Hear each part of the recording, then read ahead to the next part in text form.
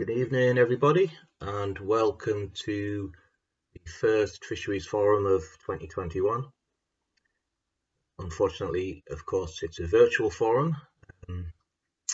Hopefully, in the not too distant future, we'll be back to running normal forums and we can all get together. My name's Phil Rippon. I'm the Fisheries Technical Specialist for the area, and I'll be running you through the presentation.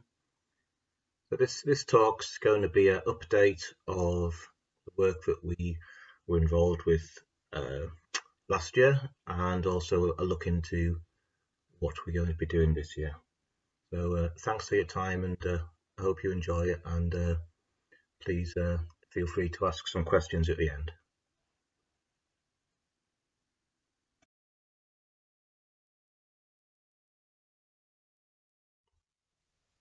Okay, so for this Fisheries Forum update, I'm going to talk about some staff changes that have been made across the Fisheries team. We'll have an overview of our work in 2020, which of course has been a challenging year, as I've already said. I'll include in this update projects, a quick update from our enforcement team, an update on our stocking programs that we've managed to carry out this year, and there'll be a short update on fisheries monitoring as well. And then we'll move on to a forward look, so what we're planning to do this year in 2021 and moving into 2022 as well. In terms of staff changes, many of you will know Mr. Freer.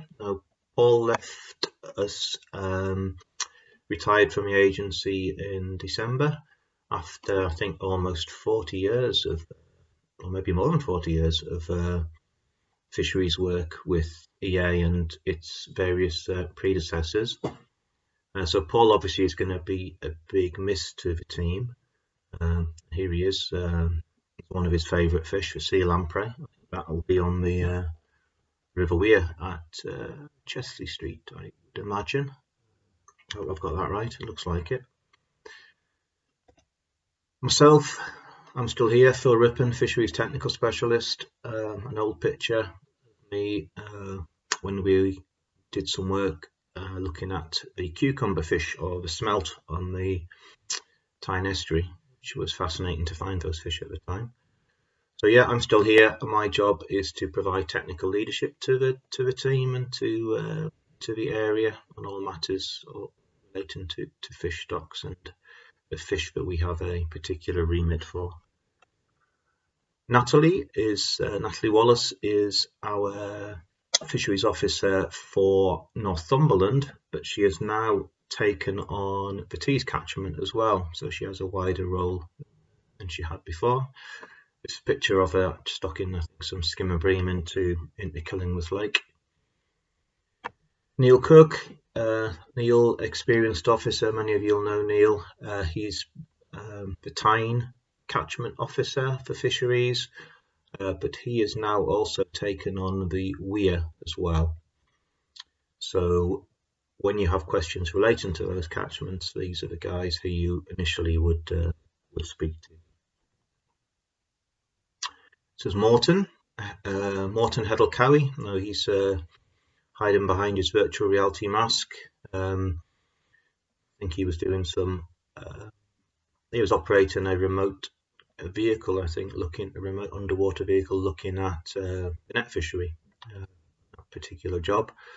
Morton's role is the index officer. I think that's his correct title for the River Tyne. So he has a responsibility to deliver quite in-depth data, to write reports for various international organisations such as ICES and NASCO, and to report on the state of fish stocks, that's migratory salmonid stocks, salmon and sea trout in the Tyne catchment. John Shelley. John is the team leader, so he's the guy who makes sure that we are all doing what we need to do. John has recently been involved in a number of secondments, but his substantive team substantive role in the team is team leader. He's come back from work looking at the implementation of the salmon and sea trout bylaws. He's also been working on restarting activities following the COVID pandemic. So yeah, it's a busy time.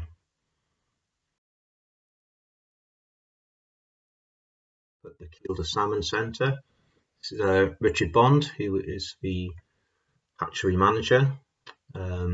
Richard has been with us with the agency for a long time now. I can't remember how many years exactly, but previous to that, Richard was a guide up in the fishing guide up in the Isle of Lewis before moving into the aquaculture sector. So he has a role not just in being an expert in delivering baby salmon, if that's the right expression, but he also has to look after the general upkeep of the building, the Salmon Centre.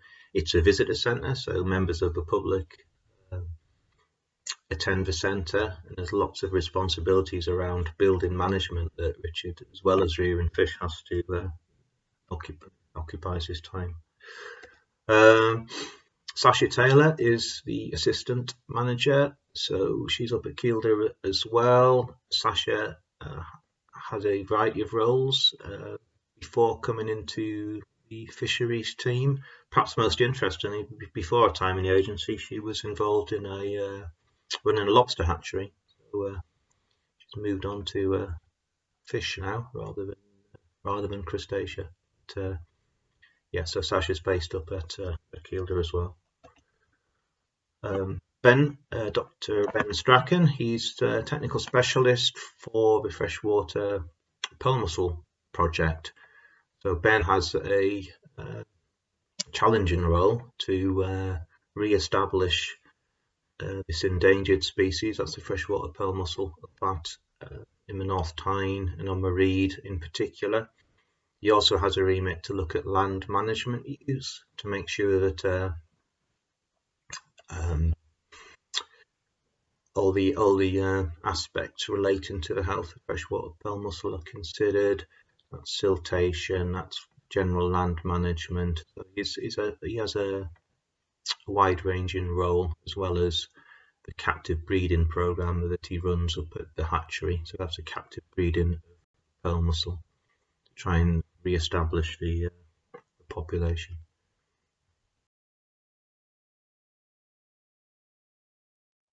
Okay, I just want to quickly run through a few of the things that fisheries have been involved with in 2020. Something that is perhaps forgotten about, and it's bread and butter stuff, but it's important that we regulate the way releases of water are made from Kielder Reservoir, particularly in relation to water quality in the Tyne estuary. Now, this was very relevant in 2020, and I'll talk about this in a bit more detail later, but it was the driest spring that was ever recorded, which has knock-on effects for water quality. And relating to that, we also carried out our first ever extra release to aid smolt migration, so that's salmon and sea trout smolts. So that was carried out in May 2020. Again, I'll talk about that in a bit more detail later on. With our partners, we've delivered and funded 7 fishery improvement programme projects and 5 water and environment improvement fund projects. I'm sorry if I've got the words slightly wrong, but yeah, so that's a significant piece of work to deliver some improvements of fisheries across the area. A separate project was a project which was delivered through the Revitalising Reedsdale project, again another fishery improvement project. Fish stocking, in 2020 we stocked out 174,000 salmon, 27,000 plus trout that was part of the freshwater pearl mussel project again. We've also supported still water and rivers with stockings of coarse fish in 2020. Again, I'll give a bit more detail on that later on. Of course, we've continued to regulate fisheries, particularly in line with the salmon and sea trout protection bylaws, where most vulnerable stocks of salmon need to be protected. We've continued to keep our fish passes as clear as we can during the difficult year that we've had. But generally speaking, we've kept the fish moving through our own fish pass assets, and where we've noted blockages on other assets, we've informed the relevant parties to try and keep the passes clear, bearing in mind of course, the difficulties that everybody has had in carrying on their work in 2020. And of course, in order to do any of this work, we've had to ensure that all of the controls were in place so that any essential field work and our other activities could be carried out safely. So that was a very important part of anything that we did, and indeed everything that we do at the moment. Continued need to be incredibly careful and vigilant about how we carry out our work. Yeah. Well, recently we've collected 20,000 salmon eggs, so that's despite all the difficulties around in the safe working practices that we are under at the moment. We've working closely with Canal and Rivers Trust and other partners such as the Tees Rivers Trust to develop some new fish passage options at the Tees Barrage, and we're also looking to improve the existing fish passage arrangements, and also there has been improvements to the way fish can be monitored at the Tees Barrage, so that's all been quite positive this year. And of course, construction has carried on largely throughout the last 12 months or so, and a big part of our job, it's sort of the bread and butter and it's the day job, but we have to regulate all the applications that come in. We have to issue permits for people who want to work in estuaries, in rivers. Our role is to make sure that fisheries and the general environment is protected while allowing society to continue. So it's always a difficult job, but very important that fisheries are protected. Our fishery enforcement team has continued to carry out its essential work. We have continued to provide an instant response through these difficult times. So please, remember to keep ringing in if you see pollution incidents, if you suspect illegal fishing, or if you see illegal fishing. Use that number 0800 80 70 60. It's a free number and it's 24 hours. So yeah, ring it in, because if you don't ring it in, nothing will happen. We've continued to support range of habitat and passage improvement projects, as I've mentioned, through WEEF, through WEG, the Water Environment Grant, and through any other funding sources that become available, which they do from time to time. I'd like to talk specifically about one of our roles last year, which was more.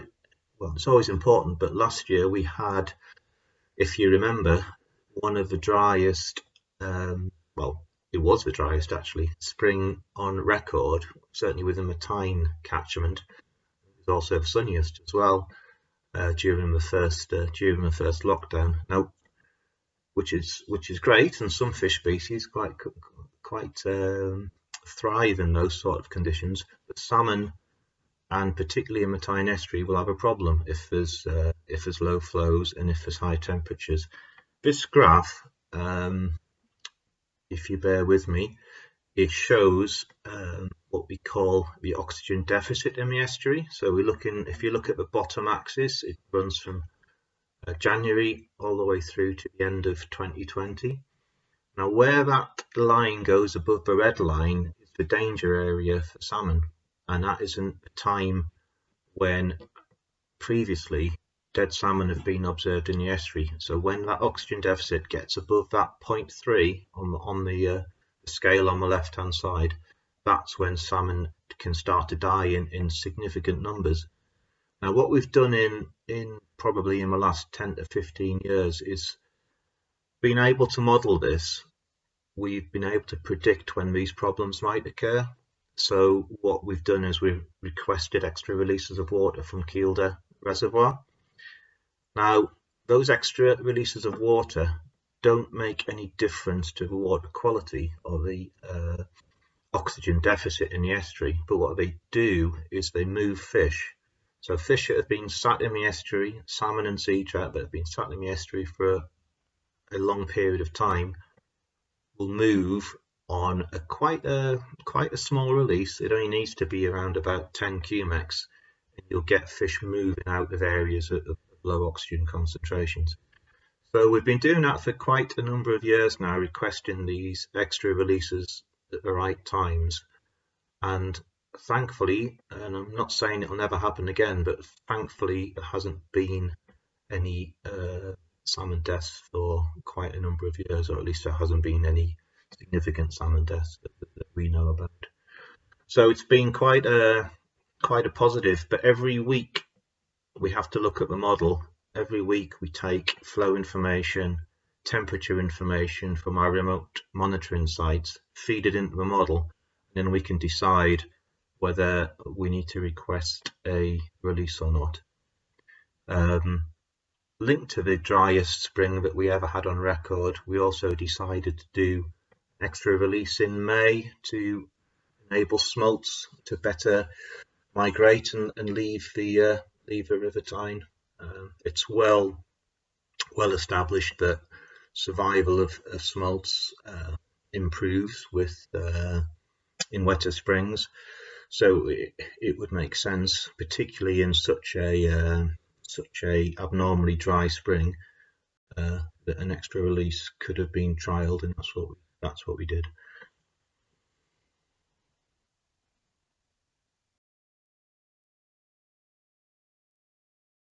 Okay, moving on to fishery enforcement in 2020. These slides have been provided to me from my enforcement colleagues, so many thanks to them. During the first COVID lockdown, there was a major rise in reports of angling activity, and also linked to that, offending, of course.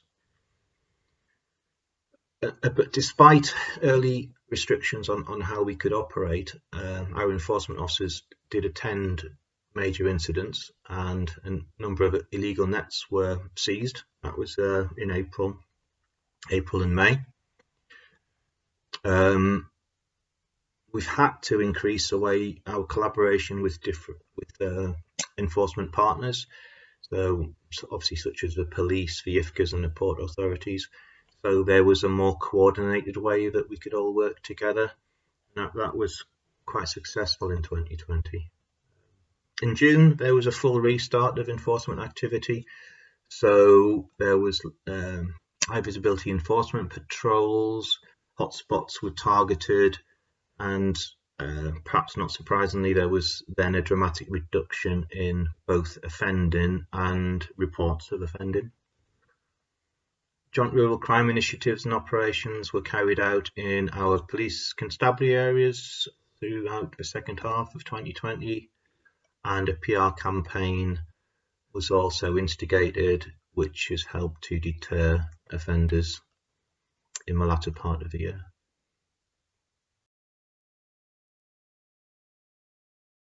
Of the work that the enforcement team were involved with, top left is collaborative work with the police force. The middle picture shows an illegal net being retrieved from Sunderland, I believe, a Weir estuary, around there anyway.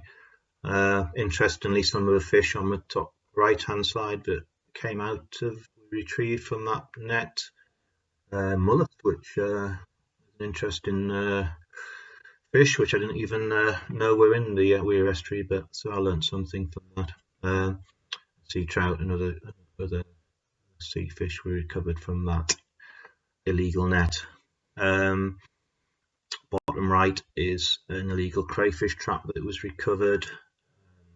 Bottom left shows our enforcement boat on one of its patrols leaving the Weir estuary.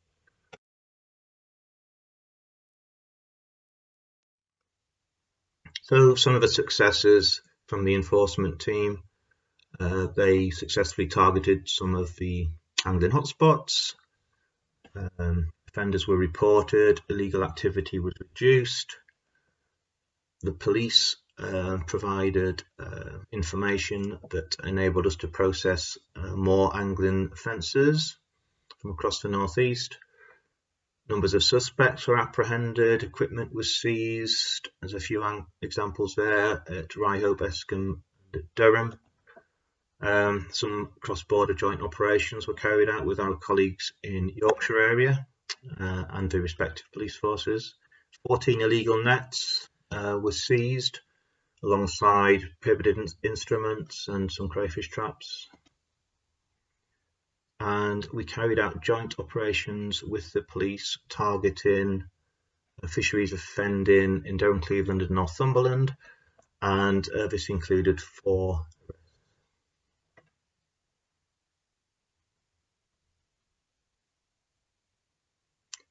And of course boat patrols, we could start those again, and those were carried out within the coastal fishery.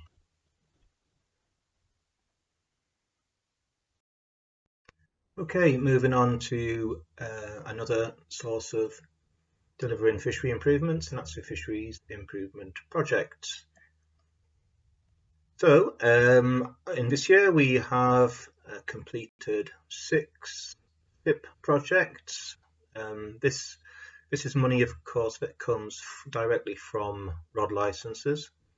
It's a small pot of money, but it does enable us to deliver some very worthwhile bits of work. It does rely on partners contributing either in kind or with cash or bringing some financial support to the project. So it's important to remember that when you see a list of the projects that we're involved with.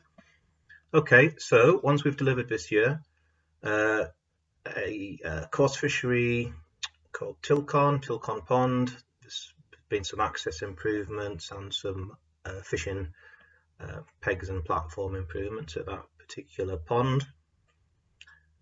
Hebron Lake, we've contributed towards improving access at Hebron in Northumberland, another coarse fishery.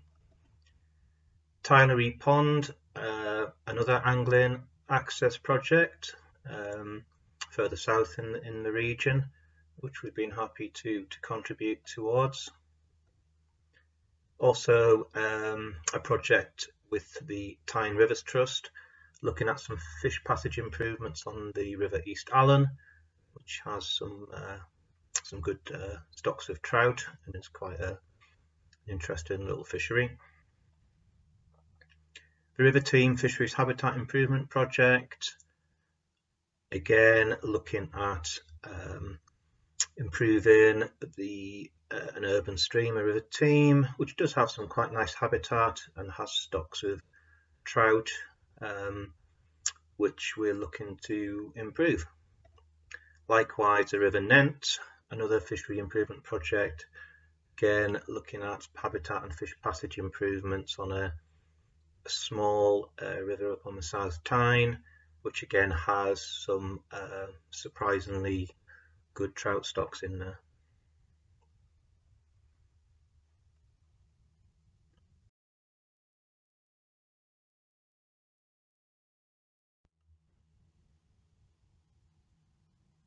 Okay, just a few pics of some of the projects I've just described. This is a Tilcon Pond, showing a new access track, a new fishing platform, better access for angling. It's interesting angler there, well, mannequin obviously, which I guess is there to scare off the cormorants in the winter time. So yeah, a nice project to get involved with.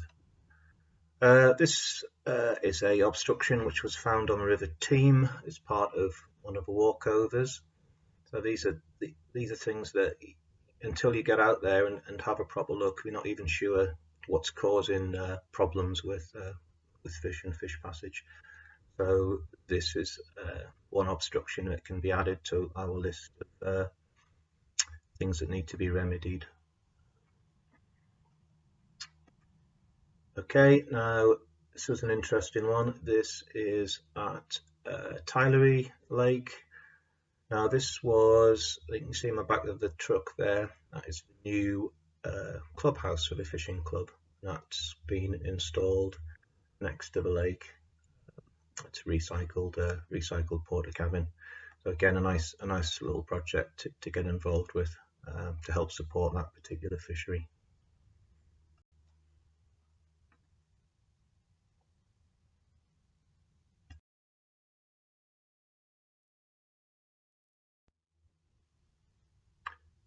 Another source of funding which is used for fishery improvements is called WEIF, Water Environment Improvement Fund. This is money that comes from the agency, but is usually delivered by partner organisations, often the Rivers Trust that deliver WEIF projects. Now these projects are usually centred around water bodies that aren't performing as well as they could under the Water Framework Directive, so that they're water bodies that are failing for fish, where they should have more fish than what they have at the moment, and these projects are designed to start to try and address what we call fish failures on certain water bodies. Okay, so a number of these, a few examples. The Fish for Tees project, which is looking at a selection of barriers on the lower tees mostly to try and improve fish passage, and that includes some appraisals and designs for those particular fish passes. I think they're on places like Skelton Beck, Langley Beck, for example. This is a project which has been led by Tees Rivers Trust. So yeah, a very worthwhile project, opening up or potentially opening up a lot of water for fish. The Team Catchment Improvement Project, that goes hand in hand with the River Team walkovers, so that can take forward some of the identified issues from the walkovers to try and improve the River Team for its particularly for its trout stocks. Foxton Burn, a project with Northumberland Rivers Trust, and there has been two major fish passage improvements on that particular burn, and I'll show you a picture of that a little bit later on. Coquet Catchment Barriers, another project from Northumberland Rivers Trust, where we worked closely with the Trust identifying barriers and the Trust coming up with some potential solutions. They've done a very detailed assessment, not just the main river, pretty much all of the tributaries, and come up with some really useful information. Now that can be used to drive some future projects on the Coquet. Beachburn Beck Habitat Improvement Project, that this time is a partnership with the Weir Rivers Trust. Beachburn Beck runs into the River Weir, goes through Crook. It's quite a significant stream. It should have reasonable trout, even some salmon in the lower end of the burn, but it does have problems with access, with old weirs, and particularly with a long culvert which goes through Crook. So again, we're looking to do some future work on that beck, which would have big improvements for juvenile fish, and particularly, I would have thought, sea trout and trout would benefit. And a project with the Tyne Rivers Trust, another obstructions project, looking at some tributaries on the South Tyne, looking at barriers and hopefully delivering solutions.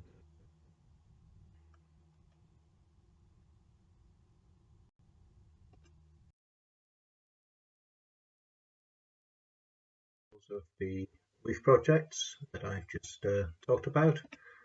Here we have the Beachburn Beck, which is a culvert that runs through Crook, which, as you can see, is pretty horrible habitat for fish, terrible for fish passage, no opportunity for fish to spawn. So that's a project with the Weir Rivers Trust that we're hoping to eventually make that burn much more fish friendly.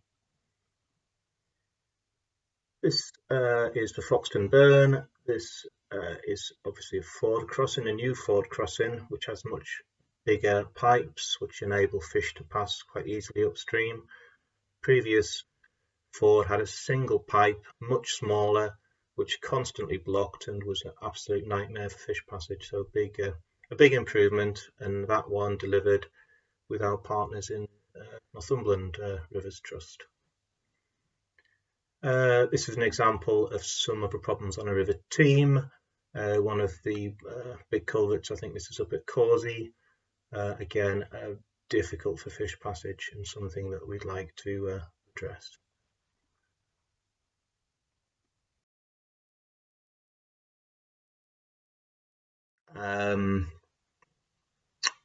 A major project was carried out. This is on the River Alma. Now this was under a different funding stream called WEG, Water Environment Grant, which was a one-off payment to improve WFD status, so that's the Water Framework Directive status.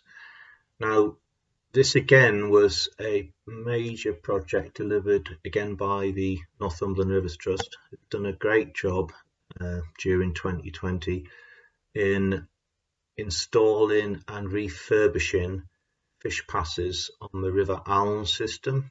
There's a lot of old fish passes which were either broken or in a really bad state of repair, or were of a type that could only pass certain fish under certain conditions. Now, these have been replaced with more modern style fish passes, and as well as refurbishing some of the existing fish passes which weren't in too bad condition. So I think there was 5 in total that are being delivered by the trust.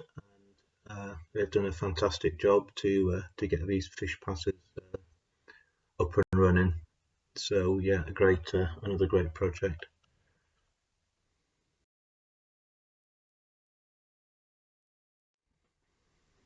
These are our coarse fish stockings that have been carried out in the past 15 months or so.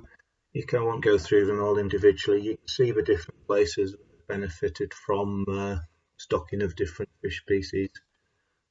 Mixture of still waters and a few rivers throughout the area, giving a good mixture of species.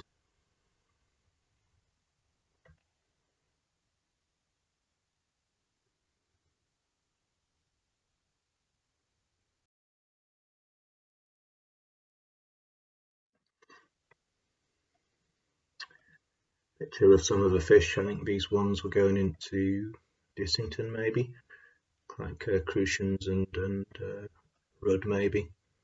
So yeah, some great quality fish. These fish have come from our fish farm, the agency's own fish farm at Calverton. Picture of dace, I think, going into, I think that was to the Cloudbeck. Now, the Cloudbeck has suffered a number of pollution incidents in recent years. We're still trying to restore stocks to that particular watercourse. So that's received dace this year. I just wanted to do a little bit about license sales, and future of angling. That sounds a bit grand, but it's really about how things have changed in the last year, bearing in mind the situation that we've all been in, and how fishing was still able to carry on despite the COVID situation. So we did have quite big increases in license sales in 2020. So many people, of course, took advantage of angling as one of the pursuits that was deemed as healthy and safe during much of the COVID pandemic. Nationally, our coarse and trout licenses they went up by about 17% on the previous year, so that's a substantial rise.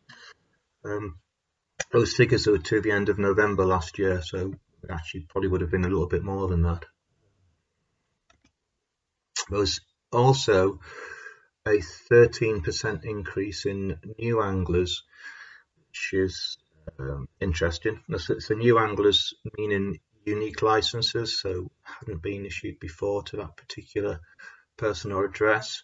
So that quite often was anglers coming back into the sport who hadn't fished for quite a long time. So a lot of these increases were people who decided, oh, I want to go fishing again. Some of them would have been brand new anglers, of course, as well. So that's good news for the sport as a whole in these sort of difficult times. The only slight downside, and it's only a very small decrease, was that the migratory salmonid licenses actually went down a little bit by 1.6%. Maybe, although it's a matter of some debate, maybe that's to do with the availability of salmon angling or the demographic of salmon anglers. That's maybe one to debate.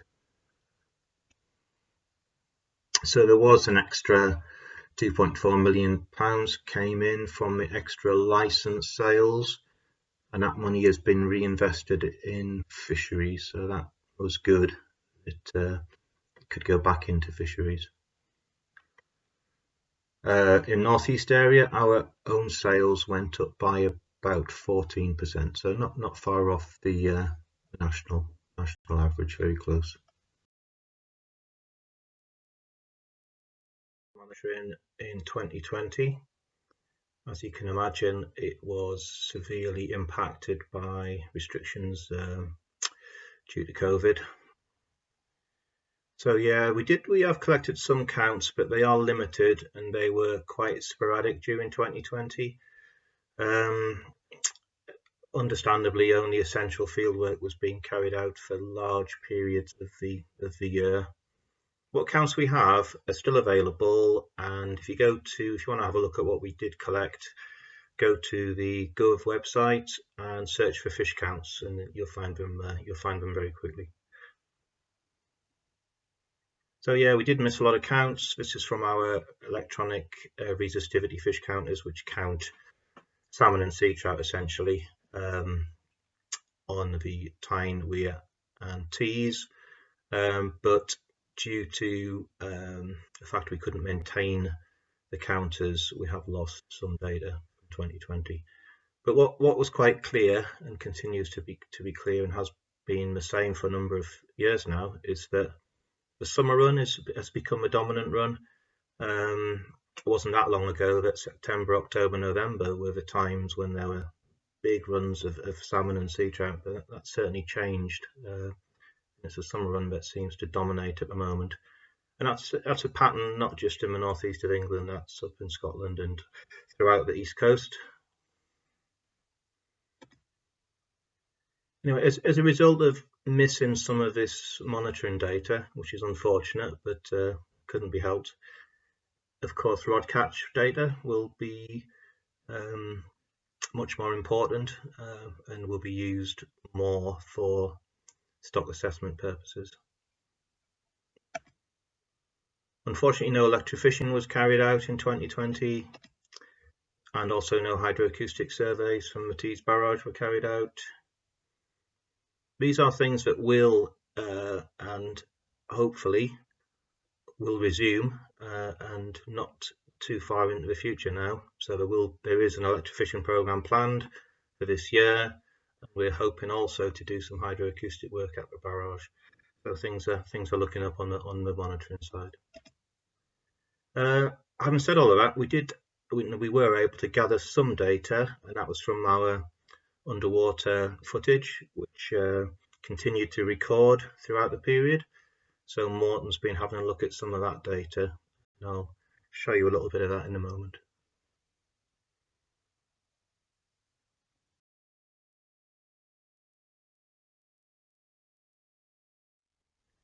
This is underwater footage from Riding Mill in August. I'm just going to play this for you. Now this was a big shoal of salmon coming through on a particular day. There was one fish with a damaged tail there. It's probably the seals had a bite at it.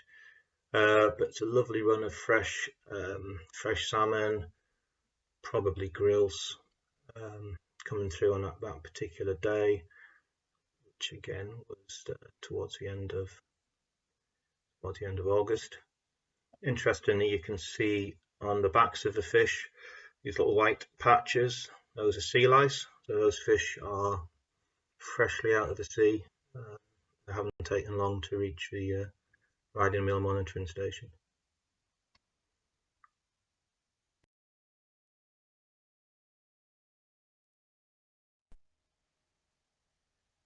This is footage from when we did the smolt release,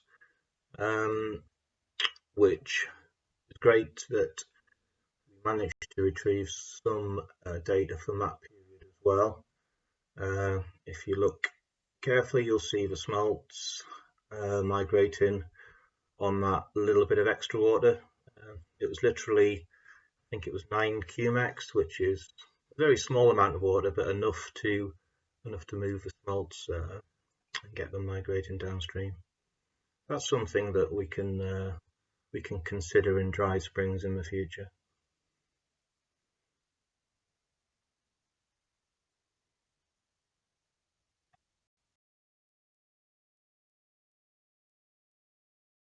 Just to show that we don't always just see salmon and sea trout, quite often see other fish species. These fish are too small to trigger the counter, but they're observed on the video. So this was a big shoal of dace. I can't recall exactly when this footage was taken, but not uncommon to see some shoals of coarse fish. It's a significant shoal of dace moving up through the counting area at Riding Mill. So good to see those fish as well.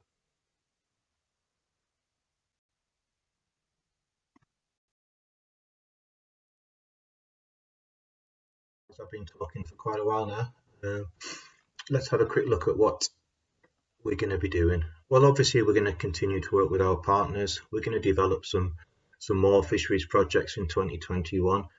We'll examine all the different possible routes that we can use to deliver these projects. So that includes a fishery improvement programme, the Water and Environment Improvement Fund, and there'll be other routes as well that I've not mentioned or will actually develop as the years go by. We'll develop some new fish pass projects where we can and where it's appropriate to do so. We will of course continue to enforce our fisheries legislation, and we will prevent and prosecute illegal fishing.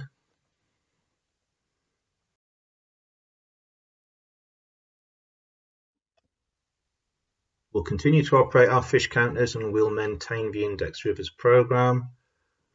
Our bread and butter, we will keep reviewing activities of industry, of new infrastructure, the activities of water companies to make sure that fish stocks are always protected. But within that, we'll look for partnership opportunities as well. We'll carry on supporting fish stocking programs, and we'll also keep supporting some of the fishing surveys and the competitions that we've traditionally supported.